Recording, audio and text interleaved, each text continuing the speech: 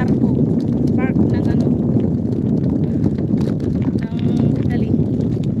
Kahit na isang buwan, sabi ko, isang buwan, kulang ba yun ha? Kulang pa.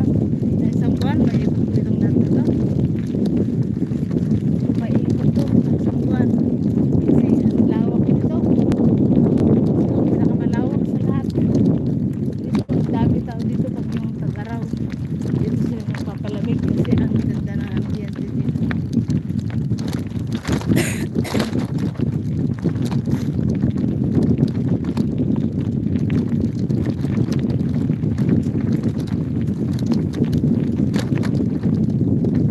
Kagandahan dito, ano, stress free. Nakikita yung iba't ibang klaseng puno. Nasa bundok.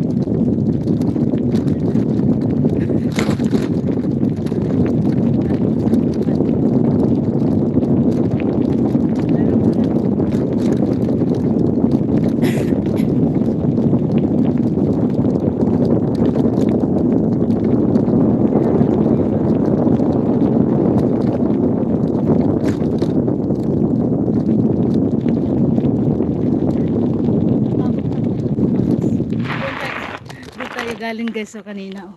Yun, yung palasyo na yun oh. Yun ang gusto kong mapasok dun sa ano, sa likod kaso bawal lang bisikleta. Yun oh.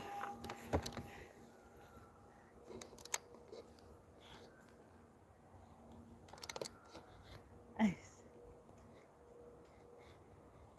Yan. Thank you very much Ma'am Eden Mays. Eden Mays. Miss channel. Thank you, thank you. Kuya Fuji, mega love shout out.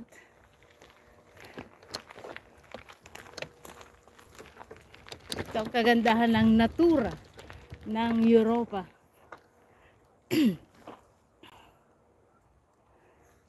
Ang kagandahan ng Europa guys, napakaganda talaga. Kaya pag kayo pumunta dito, itong pinakamalaking park ng ano, ng Italian. Malaking park. Napakaganda. Kahit na isang buwan mong ikutin ito, hindi mo maiikot. Lahat sa laki nito. Pinapangalagaan nila natura nila dito. Nature nila. Alagang-alaga ng gobyerno. Ito yung ano, sinasabi ko, ilog yan. Yan ang ilog. Sapa. Fiume. Yan.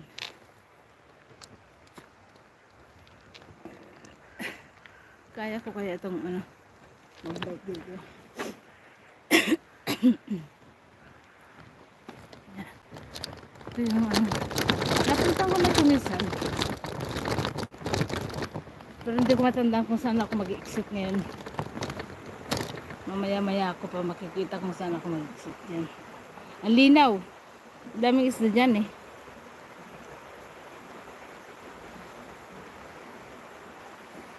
Ganda no? Ang natura nila dito eh. Kahanga-hanga. Kahanga-hangang bigay ng Diyos. Ang Europa talaga guys ay ano, pinagpala ng Diyos. Isa sa mga pinagpala ng Diyos ang Europa.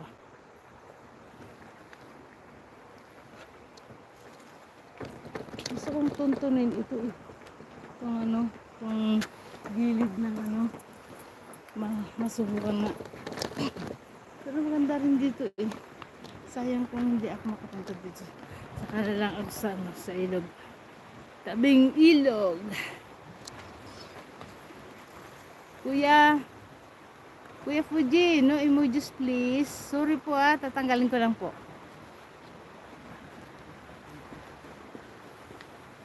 Yan, Kagawad TV. Mega love shout out. Yan, pin kita ha.